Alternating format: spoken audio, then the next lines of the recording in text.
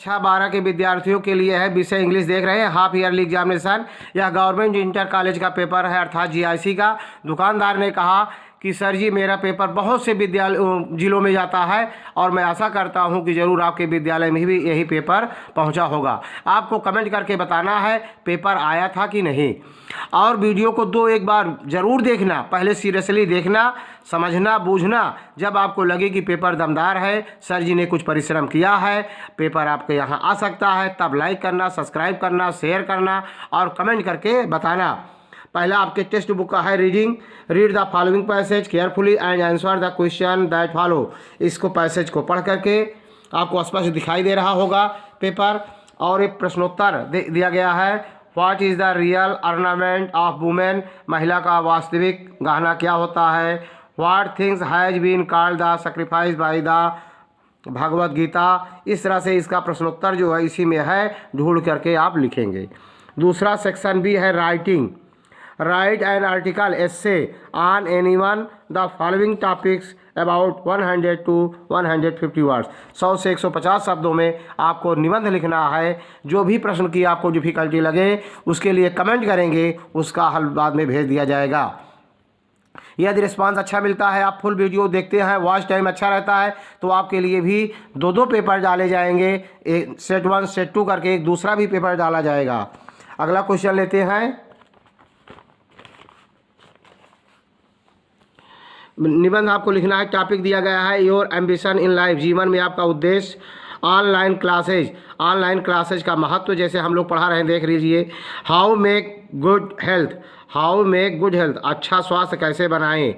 अगला क्वेश्चन है write an application to the administrator of the nagar nigam of your city. अपने शहर के नगर निगम के प्रशासक को एक एप्लीकेशन लिखिए। To improve the sanitary condition in the part you live. जहाँ तुम रहते हो वहाँ के स्थिति का सुधार करने के लिए। अथवा write a letter to the editor of an English daily making a plea to the common people to switch over the to solar energy to the conversion electricity so that the city would not have to suffer long power cuts due to overloading of the electricity mains. Section grammar है। Grammar हम अधिकतम हल करने का प्रयास किया है और देख लेना अपने तरफ से। Choose the correct option to the answer the following question. इनके करेक्ट ऑप्शन को आपको टिक करना है। One who takes the bright side of a thing is called. कहने का मतलब जो ऑप्शन सही है उसी पे सीधे मैं इसका तीसरा ऑप्टिमिस्ट, तीसरा विकल्प सही है, उसमें टिक किया है। द फ्रेज रन डाउन का अर्थ होता है, इस रन डाउन फ्रेजल वर्ब है, इसका अर्थ होता है to be unable to run. ये जो 4 विकल्प दिए गए हैं उनमें से चौथा विकल्प सही है। द सिनोनिम ऑफ फ्रैंक, मतलब फ्रैंक का विलोम पर्यायवाची क्या होता है। फ्रैंक किसको कहते हैं। दूसरा शेमलेस, निर्लज्ज, मतलब किसी प्रकार का शर्म न हो। अगला है आई प्रिफर। प्रीफर है, यहाँ टी छपा है, गलत छपा है। प्रीफर आपके सर जी बनवाएंगे। आई प्रेफर ए पेन दाइन ए पेंसिल। मैं पेंसिल की अपेक्षा पेन को ज़्यादा पसंद करता हूँ। Which word in this sentence is an error. इस वाक्य में कहीं क्या गलती है, वो कहाँ है। जैसे प्रेपर जो लिखा गया है यहाँ गलती है, इसकी स्पेलिंग गलती है, सही कराएंगे। पेन दाइन, दाइन गलत है, यहाँ पे आएगा प्रेफर के साथ दाइन नहीं आता, टू आता है। तो अगला है the antonym of knowledge is. Knowledge का विलोम क्या होता है। नॉलेज माने जानकार, ज्ञान, तो इग्नोरेंस अनभिज्ञ, ना जानना, इसका तीसरा विकल्प सही है। Change any one of the following into indirect speech. किसी एक का इनडायरेक्ट में बदलना है। पहला जैसे मैंने बदला हूँ, he said to me what did you do yesterday, इसका होगा ही आस्क्ड मी। फिर what I had done previous day, yesterday का प्रीवियस डे हो जाता है। यहाँ देखिए मैंने लिख दिया है, इसको देख लीजिए, ये यही है। ही asked me what I had done yesterday. Yesterday का लिखेंगे previous day, PREVIOUS, previous day, DAY। देख रहे हैं ना। अगला है, अगला क्वेश्चन लेते हैं। Change combine any one of the following sentence as directed. 2 वाक्य को एक वाक्य में जोड़ना है। सी इज रिच, वह धनी है। सी इज नॉट हैप्पी, पसंद नहीं है। मतलब she is rich it she is not happy. इसका दूसरा विकल्प हमने पहला सही किया है। देखिए, she is rich at not happy, मतलब सी इज रिच, वह धनी है फिर भी प्रसन्न नहीं है। अगला लेते हैं क्वेश्चन, तीसरा है, इनटू सिंपल में करना है। ट्रांसफार्म, एक का रूप बदलना है। Any one of the following as directed, जैसे बताए गए हैं। Be shall be blamed by everyone, मतलब मुझे पर प्रत्येक व्यक्तियों के द्वारा दोषारोपण लगाया गया होगा। इसको इनटू एक्टिव वाइज, तो इसका एक्टिव वाइज होगा, देख लीजिए, everybody with blame us, every EVERYBODY, everybody with blame us. अब तीनों इसका विकल्प जो मैंने ग्रामर का हल किया है, देख लीजिए, स्पष्ट आपको दिखाई दे रहा होगा। अगला क्वेश्चन आगे बढ़ाते हैं। Correct any one of the following sentence, इसको करेक्ट करना है। सन राइजेज इन ईस्ट, जहाँ ए आता है दिशा के लिए द का प्रयोग होता है। The sun rises in the east, the लग जाएगा। एक के करना है, एनी वन एक ही करना है आपको।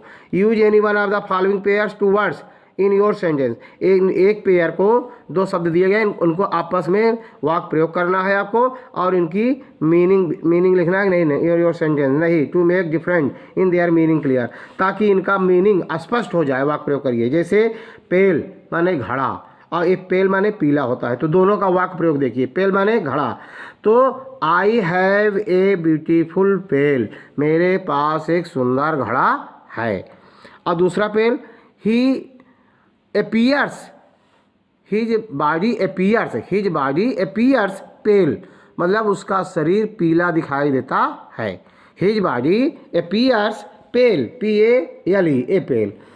अगला, डाई माने मरना होता है, डाई माने रंगाई करना होता है, तो एक का ही वाक्य प्रयोग करना था आपको। और अगला क्वेश्चन है, रात अंधेरी थी, इसका ट्रांसलेशन देख लीजिए।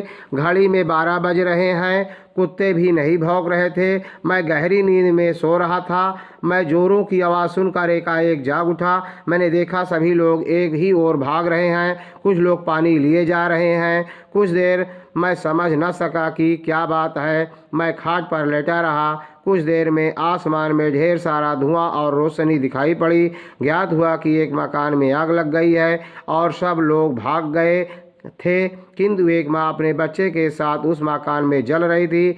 माँ के महान प्रेम को कौन नहीं जानता, माँ का प्यार निस्वार्थ प्रेम का सबसे उत्कृष्ट उदाहरण है। ट्रांसलेट इनटू इंग्लिश, तो आप लिखेंगे ट्रांसलेशन इन इंग्लिश। इसका ट्रांसलेशन देखिए, एक एक शब्द का अर्थ मैं बता रहा हूँ, ट्रांसलेशन किया हूँ। जैसे रात अंधेरी थी, तो द नाइट वाज डार्क, इसका दूसरा भी हो सकता है, इट वाज डार्क नाइट, इस तरह भी कर सकते हैं, सही है। दूसरा है, घड़ी में 12 बज रहे थे, it was 12 o'clock in the clock, घड़ी में 12 बजे थे। आई वाज स्लीपिंग साउंडली, मैं गहरी नींद में सो रहा था, मैं जोरों की आवाज़ सुनकर एकाएक जाग उठा।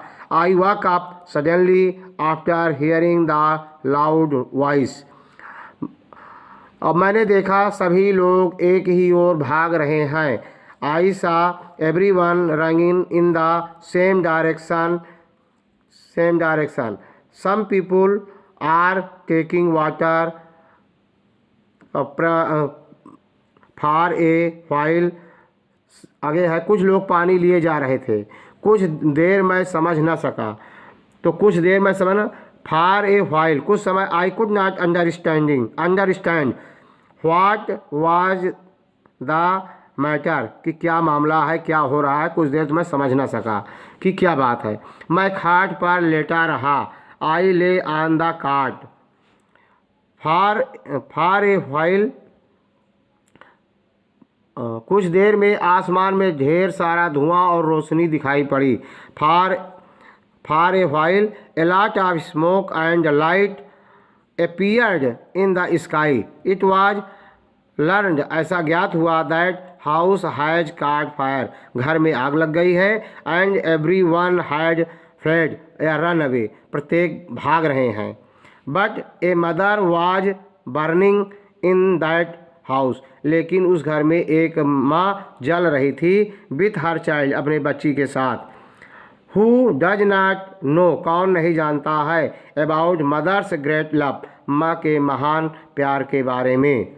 Mother's love is the best example, माँ का प्रेम सबसे उत्कृष्ट उदाहरण है ऑफ सेल्फलेस, निस्वार्थ प्रेम का सबसे उत्कृष्ट उदाहरण है। Translate into English. बिल्कुल नहीं छोड़ना है, सभी क्वेश्चन आपको करना है, तभी आपको नंबर मिलेगा। अगला है लिटरेचर का क्वेश्चन इन अबाउट 40 वर्ड, 40 शब्दों में आपको आपके टेक्स्ट बुक के प्रश्न का उत्तर देना है। 8वां में answer any one of the following in about 80 words, 80 शब्दों में उत्तर देना है इसमें का। 9वां read the following extract carefully, इनको पढ़ करके नीचे पूछे गए प्रश्नों का उत्तर देना है। जो आपको नहीं आए कमेंट करना, जरूर आंसर आपको मिलेगा। 10वां है right the central idea of any one of the following point, इनमें सेंट्रल आइडिया आपको लिखना है किसी एक कभी जो दिए गए हैं। आगे है क्वेश्चन लेते हैं 11 है answer of the following question in about 40 words each, प्रत्येक का 40 शब्द में उदाहरण दीजिए। देख रहे हैं ना, पहला में पहला करना, उसके बाद अथवा दिया गया चाहे उसको करिए चाहे इसको। बी में भी अथवा करके दिया जाए, इसको करिए चाहे इसको। 12 में है answer any one of the following question in about 80 words, 80 शब्द में उत्तर देना है किसी एक का। What was the third level, where was the situated, जो स्थित है। Why did astrologer predict about the tiger king's death. देख रहे हैं सब दिखाई दे रहा है आपको स्पष्ट, पेपर आप समझ गए होंगे। यदि वीडियो अच्छा लगा हो तब लाइक करना, सब्सक्राइब करना, शेयर करना और कमेंट करके बताना कि पेपर आपके यहाँ आया था कि नहीं। जय हिंद, जय भारत।